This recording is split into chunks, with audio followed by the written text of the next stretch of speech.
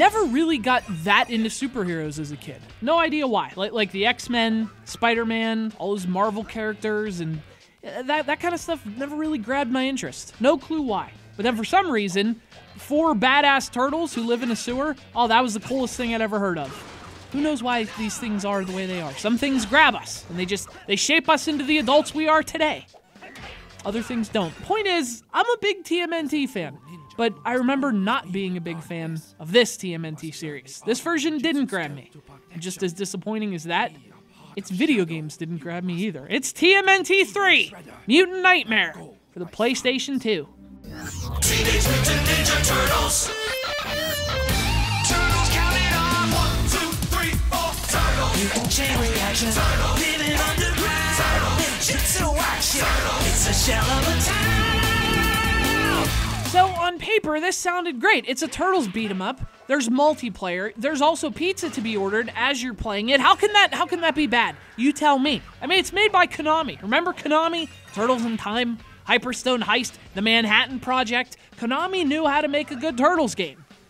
Notice the past tense there, though, because I'm pretty sure this was the last Turtles game Konami got to make. They ruined it for themselves, because they're like Robin Williams and Hook. They've forgotten everything, only they don't have Julia Roberts to remind them. Who, by the way, would have made a much better April O'Neil than Megan Fox. And I don't care how old she is. I mean, had I made that movie, this would have been day one stuff. This would have been the first thing that we took care of. If Emma Watson's unavailable, the next best April, obviously, is Bryce Dallas Howard.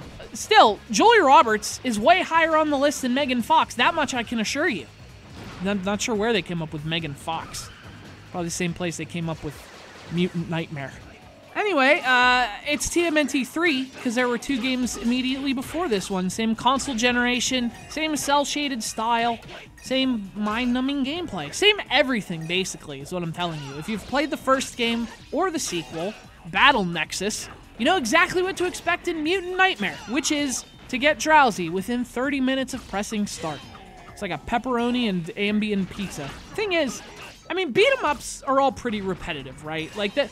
But there's an intangible something that separates the good ones from the boring ones. It's like on paper, again, there's not a whole lot of difference between this game and, say, TMNT 2, the arcade game. You know, what are you doing? You're beating things up, you move on, you beat more things up. I mean, they're kind of largely the same thing, right? Yeah, but only one of them's fun. And I'm not sure what it is. Like I can't tell you for sure what the old Turtles games have that this one doesn't. But this one doesn't. But still, the game gets a couple things right. Let's be fair here. First off, you collect these little crystals, and you can also earn XP, and you cash that stuff in for new combos and new abilities. Problem is, it's not a very interesting upgrade system. And the new stuff never really makes the gameplay feel that much different. But it's at least a good step, you know? It's at least a nice touch. The other thing is the presentation. Now, I'm not exactly a huge fan of the graphics. I'm not in love with the game's look. Like, to me, it looks really bland, and the colors look washed out.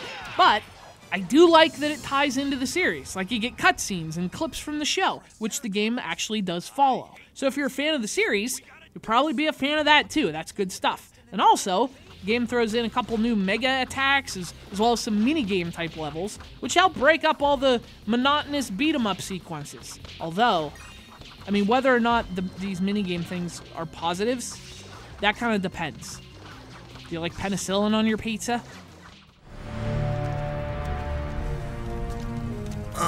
Leo? We're surrounded. Attack left, on my signal. No need to attack, my friends. Much as I would enjoy the rematch. Traximus? No way! You know, it's not fair to say this game's bad, because it's not. For the most part, it's well made. Problem is, it's not terribly well designed. You know, just seems pretty thoughtless. Pretty, hey, we have to make another Turtles game, so let's just slap some new environments on top of the same stale gameplay we've been using. And see, Konami, do you see? See, that's why you're not in charge anymore. Then again, Activision hasn't done a whole lot better. You see, that's what all these publishers are missing these days. The final and greatest truth of the ninja, that ultimate mastery comes not of the body, but of the mind.